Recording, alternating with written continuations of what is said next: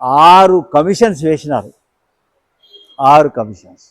కాకా Kalelkar commission, Renke commission, Chanda commission, Dhebar commission, తర్వాత Idate commission, Mandal commission, joint parliamentary committee, తర్వాత Punjab Haryana high court direction.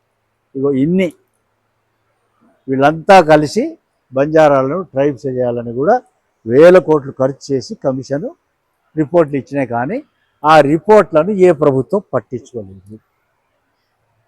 So ఇప్పుడు ఆ రిపోర్ట్లను పట్టించుకొని దాని మీద చర్య తీసుకోవాలి. 2. మూడవది మా భాష, బంజారా భాష.